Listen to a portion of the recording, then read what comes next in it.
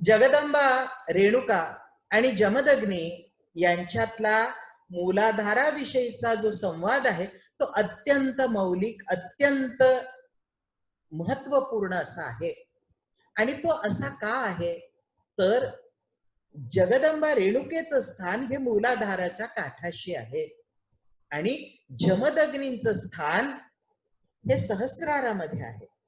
आणि हे दोघं विभक्त बसलेले आहेत. एकरूप जरी असले तरी विभक्त बसलेले आहेत आणि दोन वेगवेगळ्या ठिकाणी बसलेले असल्यामुळे या दोन ठिकाणांहून त्या मूलाधाराचं दिसणारं स्वरूप हे दोघांसाठीही वेगळं आहे. म्हणून मी तुम्हाला उदाहरण देतोय की एक विहीर आहे, इथनं एक फरलांगभर दूर, आणि हे फरलांगभर दूर असलेली ही जी विहीर आहे या विहिरीच्या अगदी काठाशी बसली आहे ती जगदंबा रेणुका आणि सहस्रारामध्ये फरलांगभर दूर बसले जमदग्नी.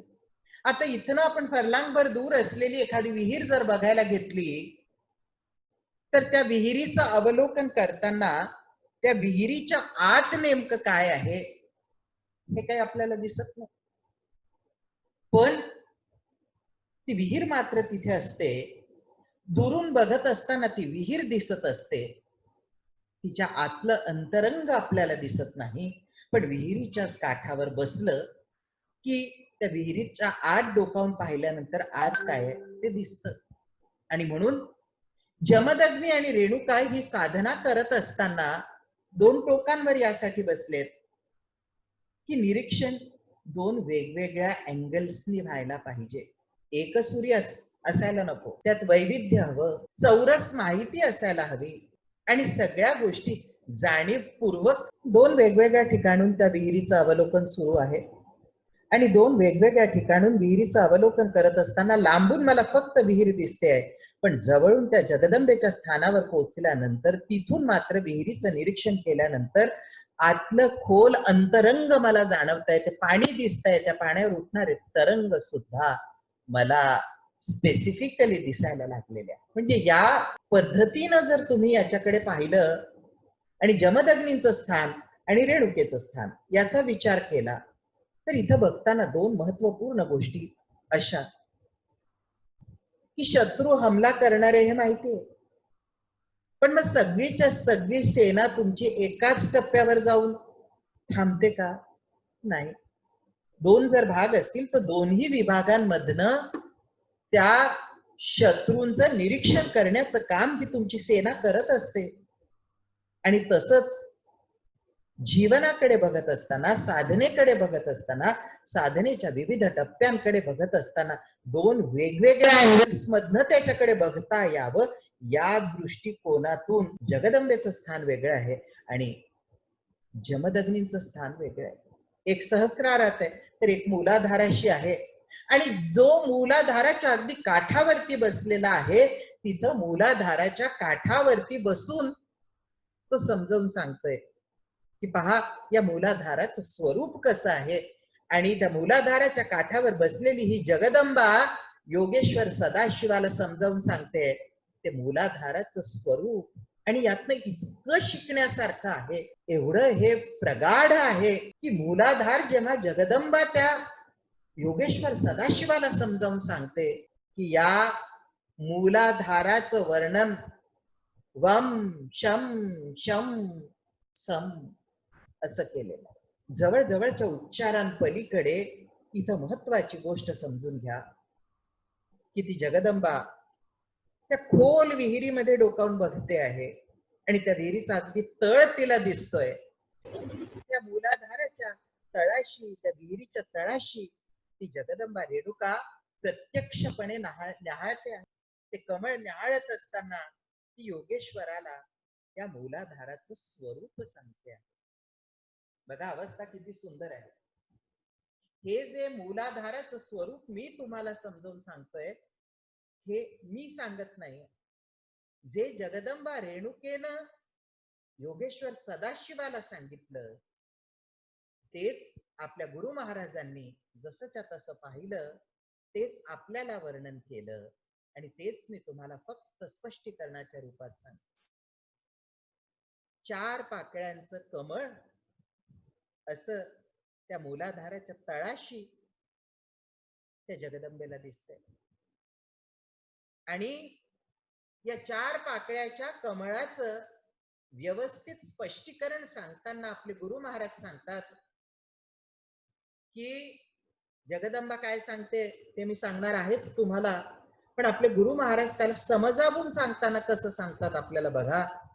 ते म्हणतात या मूलाधारातल्या कमळाच्या 4 पाकळ्या म्हणजे तुमच्या जीवनाची 4 कंपार्टमेंट्स आहेत.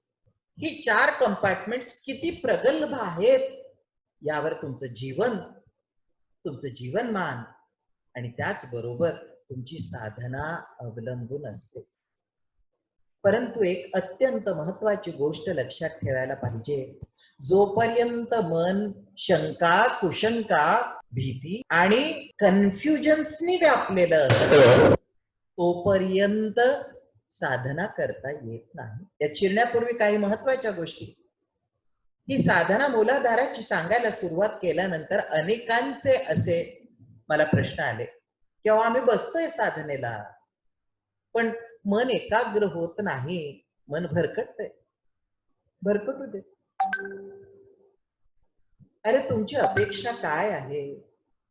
मी ध्यानाला बसलो, ध्यानाला बसल्यानंतर मी त्या गणपतीवर उपकार केले आणि तो गणपतीच माझ्या समोर येऊन बसला, माझं ध्यान त्यानंच केलं आणि क्षणार्धात मी ध्यानात तल्लीन होऊन त्या गणपतीशी एकरूप होऊन गेलो, माझा गणपतीच होऊन गेला, असं व्हावं असं तुम्हाला वाटतं का?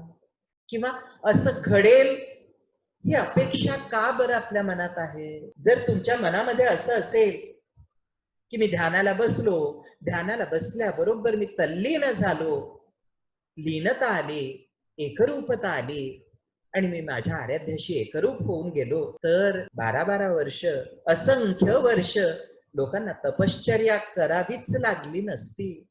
क्षणार्धात जर साध्य झालं असतं तर जन्म घ्यायची हो गरजच नव्हती.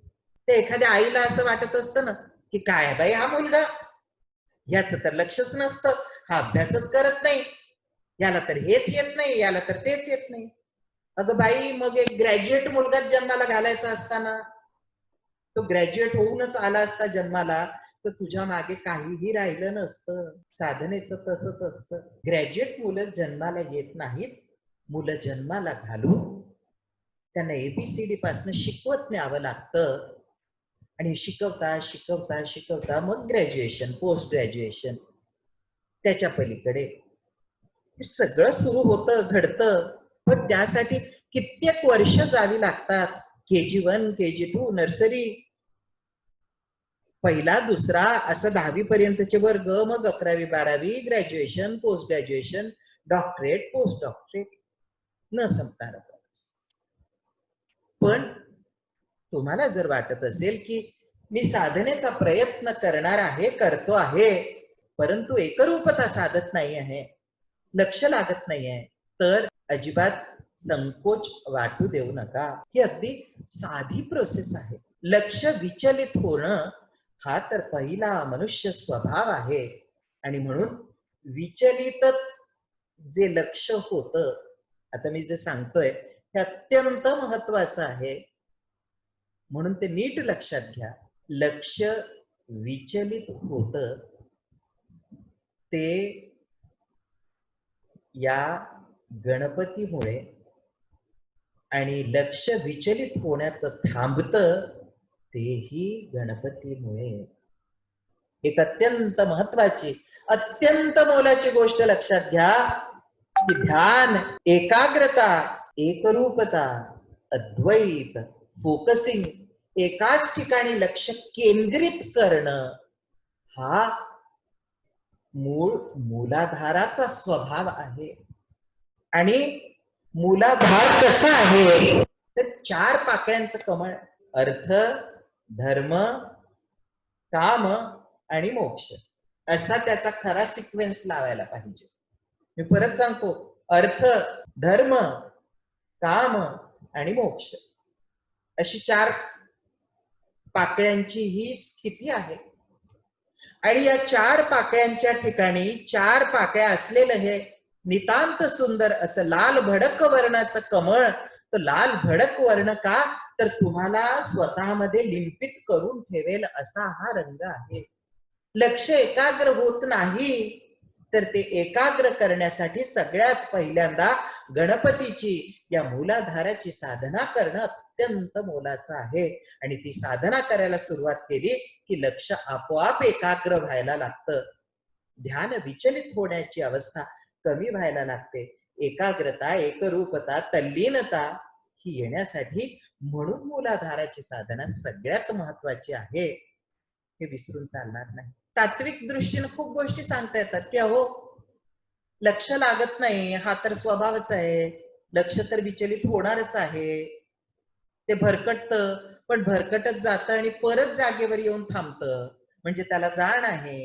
या सगळ्या तत्वोपचाराच्या गोष्टी आहेत, त्या फक्त समजावून सांगण्यापुरत्या योग्य आहेत. पण जेव्हा ऍक्च्युअल साधनेची परिस्थिती येते तेव्हा समजूत घालून होत नाही, तर प्रॅक्टिकल आपण काय करतोय याला सगळ्यात जास्त महत्व असतं.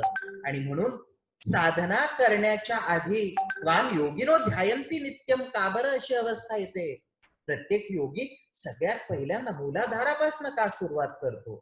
मूलाधारापासून सुरुवात करण्याचं कारण असं की जोपर्यंत मूलाधारामध्ये लक्ष केंद्रित होत नाही, जोपर्यंत मूलाधारात शिरून त्या मूलाधाराचं होता येत नाही, तोपर्यंत लक्ष भरकटणं, इकडे तिकडे फिरणं थांबूच शकत नाही.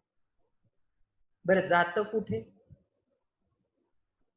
ध्यानाला बसले, पोथी वाचायला बसले आणि तिकडे किचन मध्ये सुनबाई येऊन कामाला लागली. सासूचं सगळं लक्ष त्या किचन मध्येच, की तेल किती टाकते, भाजीच कुठली वापरली, कायच केलं. थोड्या थोड्या वेळाने पुन्हा पुन्हा विचलितता येते आहे का, तर इंटरेस्ट हा वेगळा आहे. आणि जोपर्यंत इंटरेस्ट वेगळा असतो तोपर्यंत वेगवेगळ्या ठिकाणी होणारी भरकट थांबूच शकत नाही. आणि ही थांबवायची तर पुन्हा पुन्हा मनाला एक एक थापड मारत राहायचे, चल इकडे भरकटला, चल पुन्हा ये, पुन्हा गणपती जवळ ये, पुन्हा ध्यानाला बसू, पुन्हा साधना करू. अरे नाही रे बाबा, मन इतकं साधं सोपं नाही, इतकं ऐकणाऱ्यातलं तर अजिबातच नाही. तुम्ही त्याला सांगा नको रे बाबा इकडे तिकडे बघू, की ते मुद्दाम तिकडे जाऊन बघून येतो. म्हणा हा पंखा सुरू आहे बरं का रे, त्याचा आवाज येतोय, बघू नकोस हो तिकडे, येऊ दे. ध्यानाला बसलं की नेमका त्या पंख्याचाच आवाज खूप यायला लागतो. जे जे म्हणून मनाला तुम्ही सांगता की हे करायचं नाही बरं का, तेच ते मन पुन्हा पुन्हा करायला धजावतं, पुढे धावतं. कारण मूल आधार पक्का नसतो. म्हणून मग साधना करत असताना थेट सहस्रारात पोचून साधना करता येत नाही, तर साधना करण्यासाठी पहिल्यांदा मूलाधार पक्क करावं लागतं. कारण गंमत तुम्हाला सांगू का, हे मूलाधाराच्या तळाशी असलेलं हे जे कमळ आहे ना, हे गरागरा फिरणारं कमळ आहे. इकडून तिकडे, तिकडून तिकडे, तिकडून तिकडे. एका गोष्टीतला इंटरेस्ट संपला की दुसऱ्यातला इंटरेस्ट तयार करणं, हे या मूलाधाराच्या कमळाचं नैसर्गिक प्रायमरी स्वरूप आहे. तुम्हाला पडलेला प्रश्न अवाजवी नाही. तुम्हाला जे वाटतंय की मन भरकटतंय, तर मन का भरकटतं? कारण मूलाधारात असलेलं हे जे कमळ आहे, हे कमळ 4 पाकळ्यांचं आहे, पण याची गंमत अशी की हे फिरतं गरागरा गरागरा, आणि आपण त्या चक्राबरोबर फिरत राहतो त्या मूलाधाराच्या केंद्राशी बसून. कधी या पाकळीवर, कधी त्या पाकळीवर, कधी त्या पाकळीवर. पटणार नाही तुम्हाला. मी उदाहरण सांग. तुम्ही सकाळी उठता आणि तुमच्या मागे कामाचा व्याप असतो, डोंगर असतो. आज ऑफिसमध्ये हे करायचंय, ते करायचंय, या गोष्टी लाईनअप केलेल्या आहेत, हे टास्क आहे, ते टास्क आहे, हे पूर्ण करायचंय, ते पूर्ण करायचं. अशा सगळ्या टास्क तुम्हाला सकाळी उठून भांभावून सोडतात आणि मग दुसरं तिसरं काही नसतं. भरं भरं भरं भरं तुम्ही तुमची जी कामं असतात घरातली ती पूर्ण करता आणि घरातली कामं भरं भरं पूर्ण करत तुम्ही धावपळ करत त्या कामाच्या मागे कामाला पळता. कामाला पळालात म्हणजे सकाळचं काम करत असताना तुमचं लक्ष तुमच्या सकाळच्या कामात नव्हतं. तुम्हाला सकाळी 9:30 वाजता निघायचंय, निघण्याची धावपळ आहे. आता पुढे काय करायचंय? या व्याप्तीमध्ये धावत पळत 9:30 वाजता तुम्ही ऑफिसला पोहोचले, पण पोहोचत पर्यंत जी जी कामं केली तेव्हा तुम्ही पुढचा विचार करत होते. हे मूलाधार. मग ऑफिसला पोहोचलात. 1 मीटिंग, 2 मीटिंग, 3 मीटिंग भरं भरं भरं भरं जे हातात काम होतं ते पूर्ण करायला घेतलं. अर्ध्या टप्प्यावर पोहोचले, जेवणाची वेळ झाली आणि आता तुम्हाला संध्याकाळचे वेळ लागले. आज काय फोन आला होता, अमका चित्रपट बघायला जायचं. ही फक्त एक कल्पना तुमच्या डोक्यात आल्यानंतर संध्याकाळी किंवा तिला भेटायला जायचं किंवा त्याला भेटायला जायचं. फक्त ही कल्पना मनात डोकावली की त्या कामातलं लक्ष कमी झालं, तिला किंवा त्याला भेटण्याची ओढ आणखीन जबरदस्त तयार झाली आणि मग तिच्या किंवा त्याच्या आठवणीमध्ये रमता रमता तिथे गुंतून पडणं झालं. मग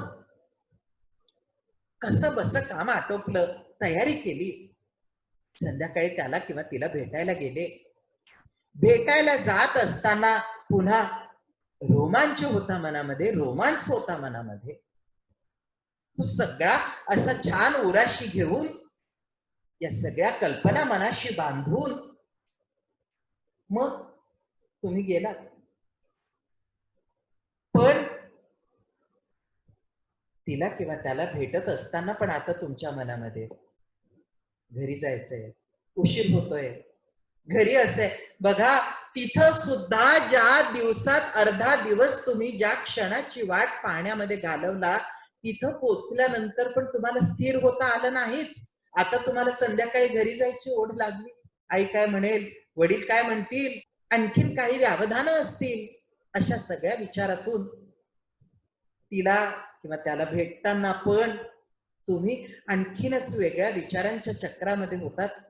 आणि मग घरी आला. घरी आल्यानंतर जेवण केलं आणि आता काय, उद्याचं नियोजन करायचंय. उद्या अजून कामाची दगदग आहे, धावपळ आहे. पण ते उद्या आहे म्हणून मोबाईल घेऊन बसलात. पुन्हा त्या मोबाईल मध्ये याच्याशी चॅटिंग, त्याच्याशी चॅटिंग करता करता रात्री 12, 1, 2 झाले. पुन्हा झोपायचंय, सकाळी उठायचंय. म्हणजे पुढल्या कामाची व्याप्ती तुम्हाला एवढी हॅरेस करते आहे की ज्या टप्प्यावरती तुम्ही पोहोचलात तिथं थांबायचं तुम्ही विसरून गेला आहात. जी गोष्ट सुरू केली तिच्यातलं समर्पण हरवून गेलेलं आहे आणि त्याच्या पुढे कसं जाता येईल याचा ध्यास तुम्हाला एका ठिकाणी टिकू देत नाही आहे. हा मूलभूत मानवी स्वभाव कशामुळे? तर सकाळी उठल्यानंतर आता कामाला जायचंय ही दुसरी पाकळी, पण त्या पहिल्या पाकळीकडे काही लक्षपूर्वक काम झालं नाही. कामावर गेले, तिथे थोडंफार केलं, मग तिसरी पाकळी, तिला किंवा त्याला भेटायला जायचं. बघा, एक पाकळी त्याच्यावरती थांबून त्या पाकळीचं निरीक्षण करून, त्या अवस्थेचं निरीक्षण करून ती अवस्था जगायला तुम्हाला वेळच उरला नाही. तुम्ही एका पाकळीवरनं दुसऱ्या पाकळीवर, दुसरीवरनं तिसरीवर, तिसरीवरनं पुन्हा पहिल्यावर, अशा 4 पाकळ्या सातत्यानं तुम्ही फिरत राहता. हे तुम्हाला फिरतं ठेवतं ते मूलाधार चक्र. आता हे फिरतच आहे, त्याच्यामुळे तुम्ही ध्यानाला बसलात की त्याच्या पुढचं, बसलात की आता कधी गणपतीचं दर्शन होईल. अहो, दर्शनाला गणपती येऊन उभा राहिला तरी दर्शनात पण तुम्हाला स्थिर होता येणार नाही. तुमचं मन आणखीनच कुठे भरकटलेलं असेल. मी खरं सांगतो, अशी कल्पना करा की खरंच ध्यानमग्न झाले, एकरूप झाले, एकाग्रता आली, अद्वैत साधलं आणि साक्षात तो गणपती समोर येऊन उभा राहिला. आता समोर गणपती येऊन उभा जर राहिला, क्षण मात्र राहिला, 2-5 सेकंद दिसला, तर बात ठीक आहे.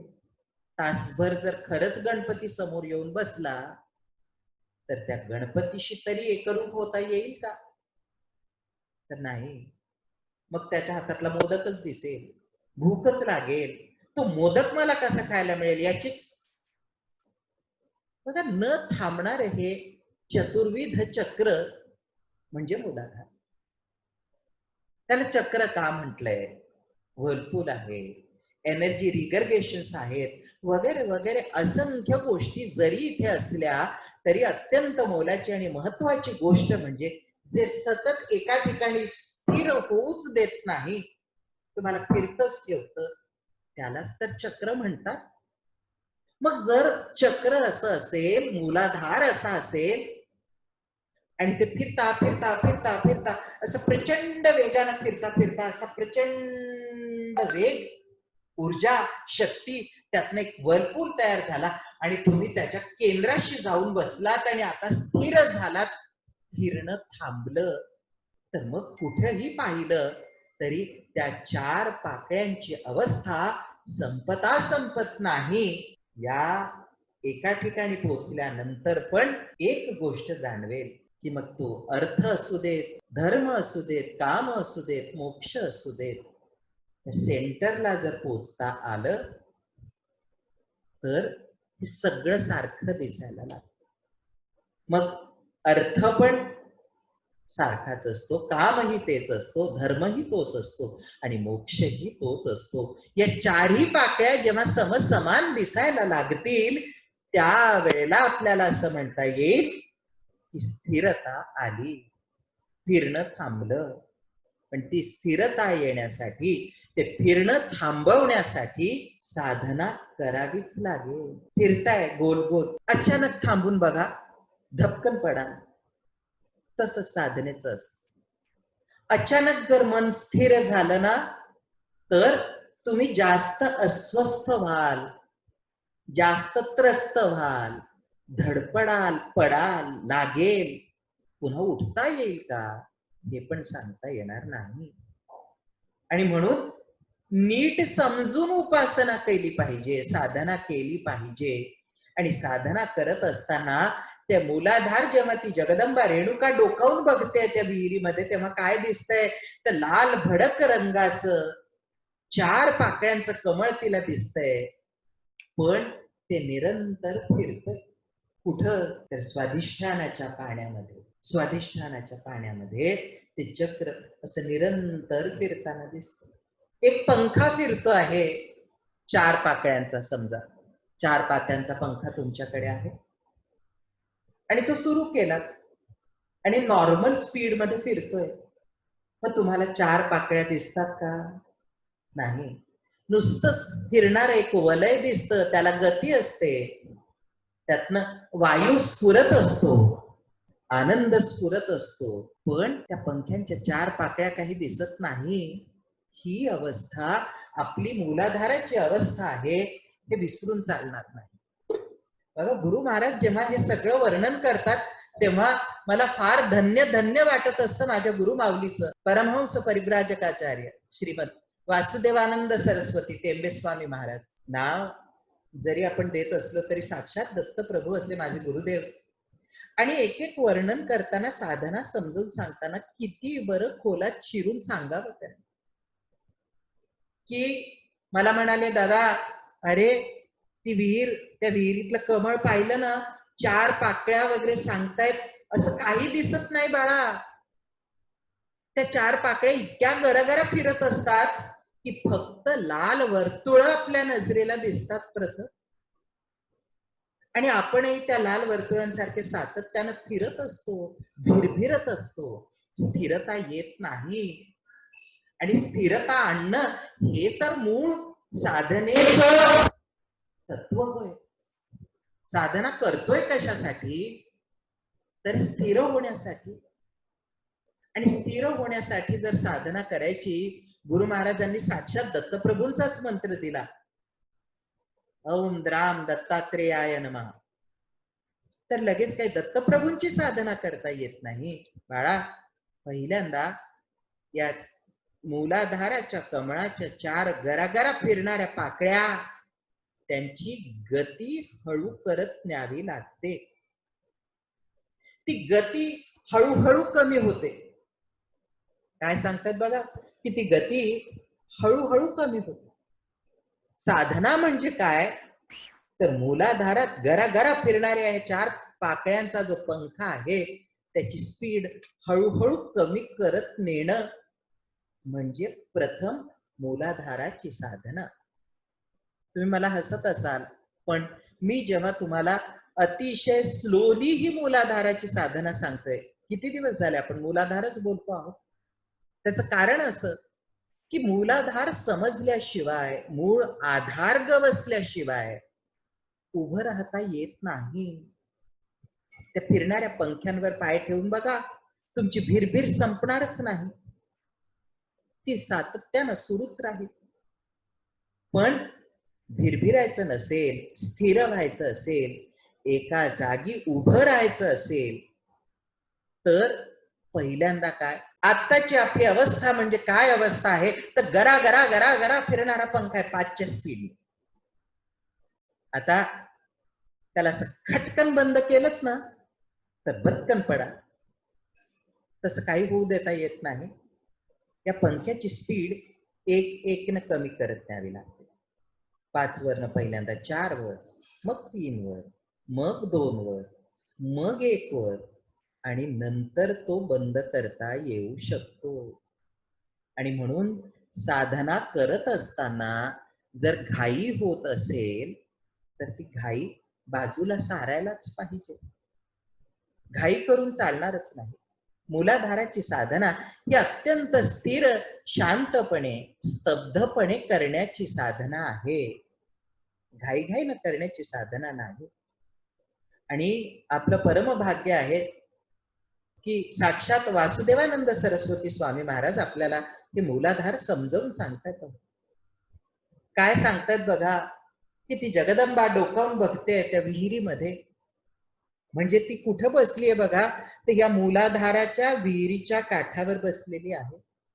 आणि आत खोल त्या विहिरीमध्ये जे आपण आपल्या स्वतःच्या शरीराचं सुद्धा निरीक्षण केलं तर जिथे इडा पिंगला सुषुम्ना संपतात, टोक जिथे आहेत, त्या मणक्याच्या अगदी शेवटच्या टोकावरती अगदी खोल आपल्या शरीरामध्ये गुदद्वाराजवळ कुठंतरी हे 4 पाकळ्यांचं मूलाधार आहे, जे तुम्हाला स्थिर होऊ देत नाही. कल्पना करा, हे मूलाधार थांबलं, हे जर मूलाधाराचं चक्र थांबलं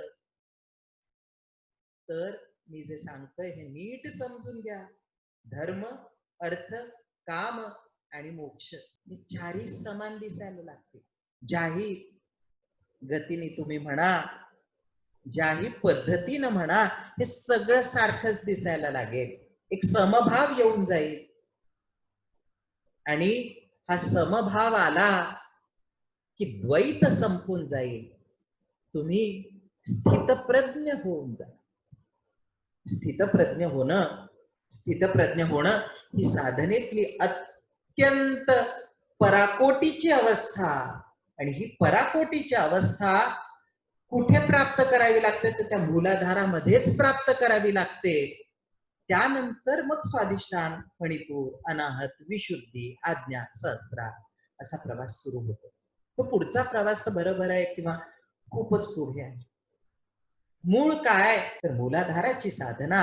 आणि ही मूलाधाराची साधना जर करायची असेल तर एक गोष्ट निरंतर ध्यानात ठेवायची, की 4 पाकळ्यांचं हे कमळ आहे, पंख्यासारखं गरा गरा गरा गरा फिरणारं आहे. धर्मातून अर्थ, अर्थातून काम, कामातून मोक्ष, मोक्षातून पुन्हा काम, धर्म, अर्थ, हे अशी जी भरकट आहे, मध्येच तो असं स्विंग खातो. असं त्या कामातून उचलतो ना अर्थात फेकून देतो, अर्थातून उचलतो मोक्षात टाकून देतो, मोक्षातून उचलतो पुन्हा कामात टाकून देतो. भगवद्गीतेमध्ये भगवान श्रीकृष्ण अर्जुनाला समजून सांगतात. अर्जुन म्हणतो, भगवंता, एकदा सहस्रारामध्ये पोचलं की मग मोक्ष का रे, मग तू मी एकच. भगवंत त्याला सांगतात तिथं पण सहस्रारात पोचूनही द्वैत सापडू शकतं. आणि द्वैताला भेटणारा मनुष्य सहस्रारात पोचल्यानंतरही पुन्हा मूलाधारात फेकल्या जाऊ शकतो. ही अत्यंत मोलाची अशी मूलाधाराची संकल्पना आहे, कारण हे सगळ्यात जड तत्व आहे. असं अंतराळातून तुम्हाला फेकून दिलं तर त्या धरतीच्या गुरुत्वाकर्षणानं आपण आकर्षित होतो आणि येऊन पडतो ते पुन्हा या भूमीवरच. आणि हेच काम तुमचं मूलाधार चक्र करत असतं, हे विसरू नका.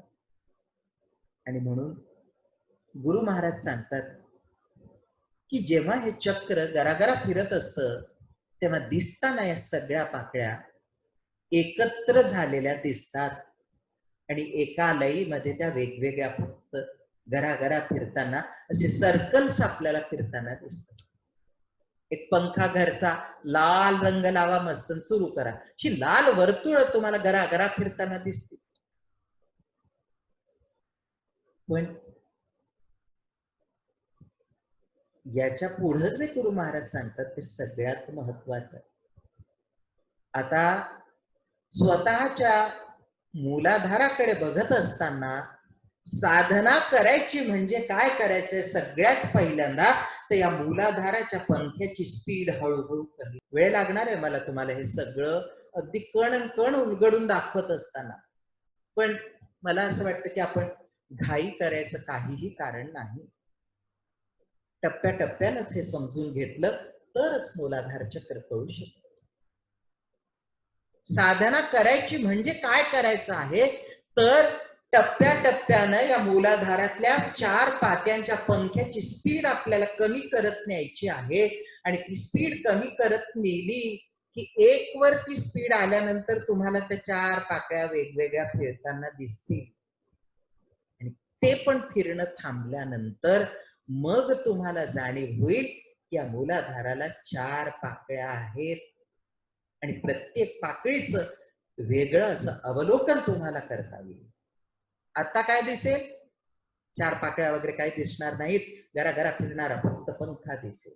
आणि मग या पंख्याची स्पीड कशी कमी करायची, मी तुम्हाला साधी साधी उदाहरणं देतो की हा पंखा फिरतोय ना, आता काय करा की या पंख्याच्या 4ही पात्यांना एक एक नारळ करकचून बांधा आणि मग पंखा सुरू करा. दुसऱ्या वेळेला आणखीन एक एक नारळ बांधत जा आणि पंखा सुरू करा. जसजसं त्या पंख्यावरचं वजन वाढत जाईल तसतशी त्या पंख्याची गती, मी स्पीड म्हणत नाही, गतिस्त्वम गतिस्त्वम त्वमेका भवानी असं जे आपण म्हणतो, गती दे गती दे,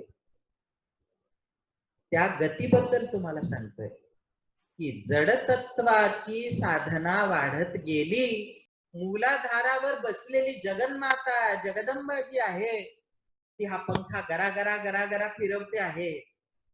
आणि त्या पंख्याची गती कमी करण्याचं काम एकच शक्ती करू शकते, ती म्हणजे जडतत्वांचा हा नायक स्वामी म्हणजे गणपती. आणि म्हणून कुठलीही साधना करण्याच्या आधी त्या गणपतीची साधना का करायची, तर त्या गणपतीची साधना एवढ्यासाठी करायची की त्या गणपतीची साधना म्हणजे गरागरा फिरणाऱ्या पंख्याच्या पात्यांना एक एक श्रीफळ त्या श्रीच्या रूपानं बांधत जायचं. पाण्यानं भरलेलं जड असं हे श्रीफळ, आणि ते जसजसं जडत्व वाढत जाईल, जसजसं ते वाढत जाईल तसतशी त्या पंख्याची गती कमी होत जाईल.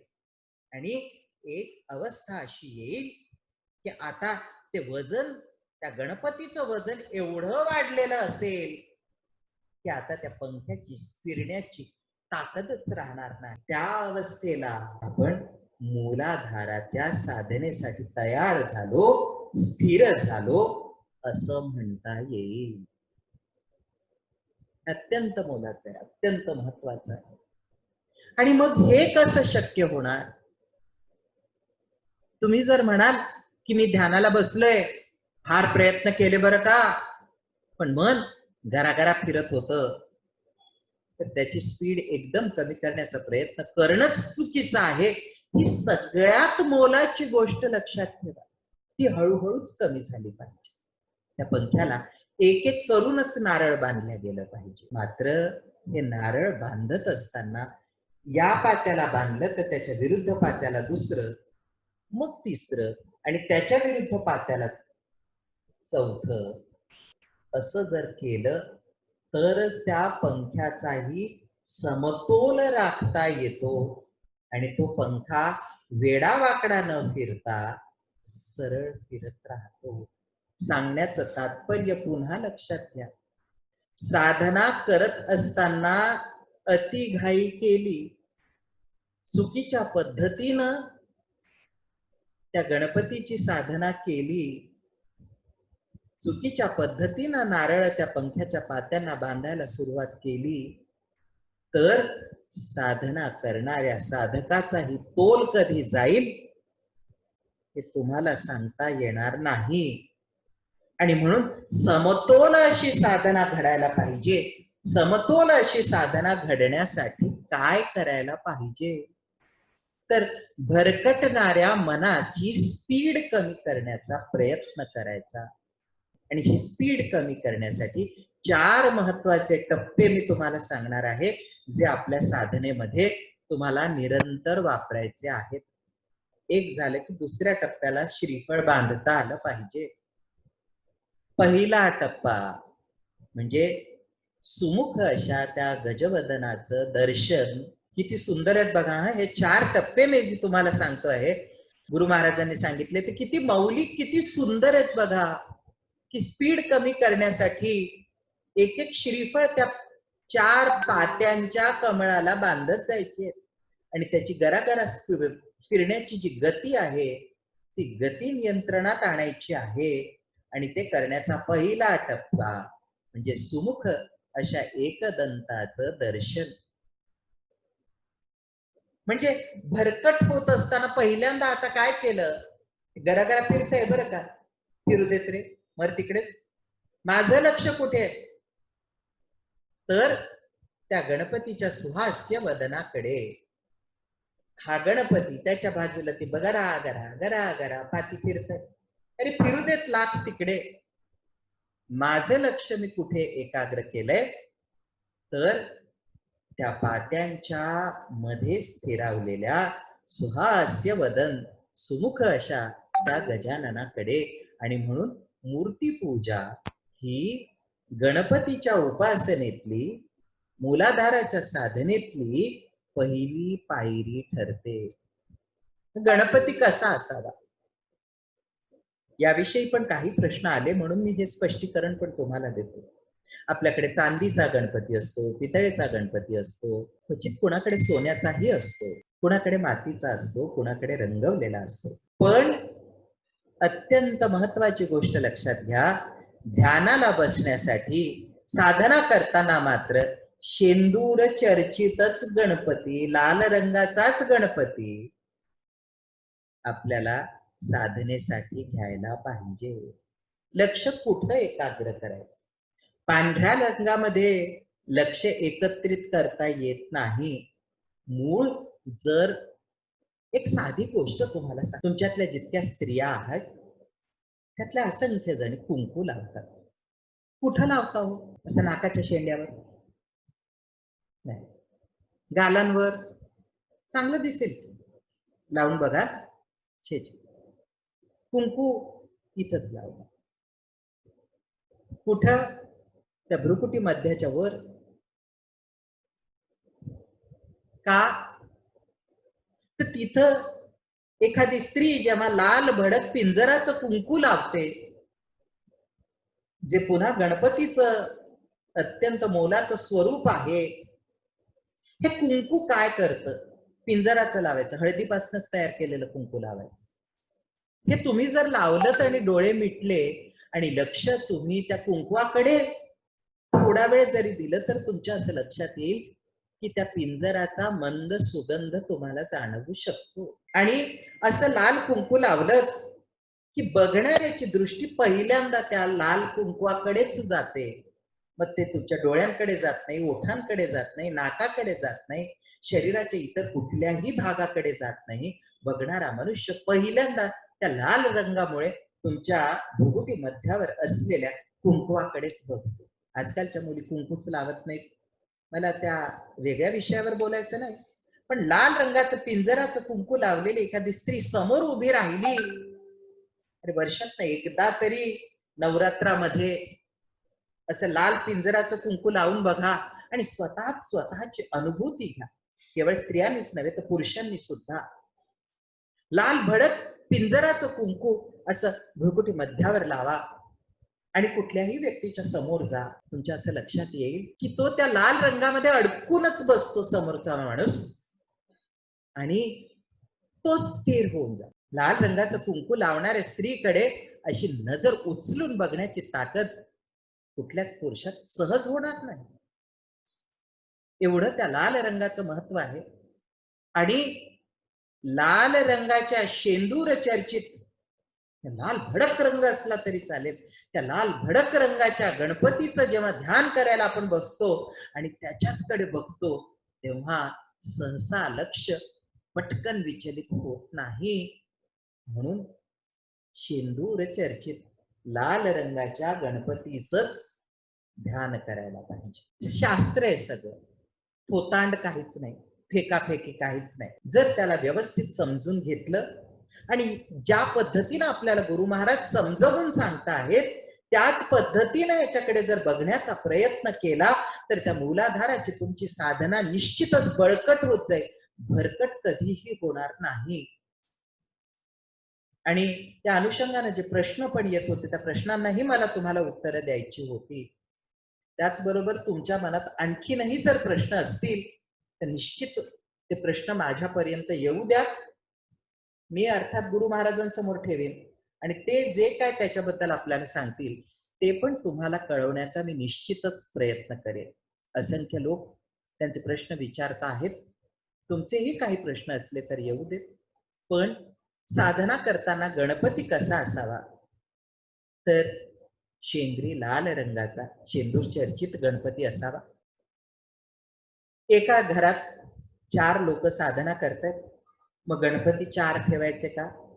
नाही, गणपती एकच ठेवायचा आणि एकाच गणपतीवर वेगवेगळ्या वेळेला 4 लोकांनी अभिषेक केला, त्याची पूजा केली, अर्चना केली तरी हरकत नाही. पण लाल रंगाचा शेंदूर चर्चित असा गणपती आपल्याला उपासनेसाठी घ्यायला हवा. आता काही दिवस एवढं एकच करून बघा की लाल भडक रंगाची गणपतीची मूर्ती समोर आहे. पहिल्यांदा ट्रायल घेताना एक साधी चांदीची पितळेची अशी गणपतीची मूर्ती ठेवा. बघा एकटक त्या गणपतीकडे अगदी दृष्टी विलीन होत पर्यंत टक लावून बघत राहा आणि डोळे मिटून घ्या आणि मग गणपती कसा दिसतो ते बघा. आणि थोड्या वेळानंतर लाल भडक गणपती असा समोर ठेवा, टक लावून त्याच्याकडे बघत राहा अगदी डोळे बंद होत पर्यंत आणि डोळे बंद झाले की मग गणपती कशा स्वरूपात दिसतो ते बघा. सांगण्याचं तात्पर्य हे की जर गरागरा फिरणाऱ्या मनाची अवस्था तुम्हाला तल्लीनतेकडे, एकरूपतेकडे, अद्वैताकडे, एकाग्रतेतून न्यायची असेल तर सगळ्यात महत्वाचं काही असेल तर ते म्हणजे या लाल रंगाच्या गणपतीची साधना. आणि त्या गणपतीची साधना करता करता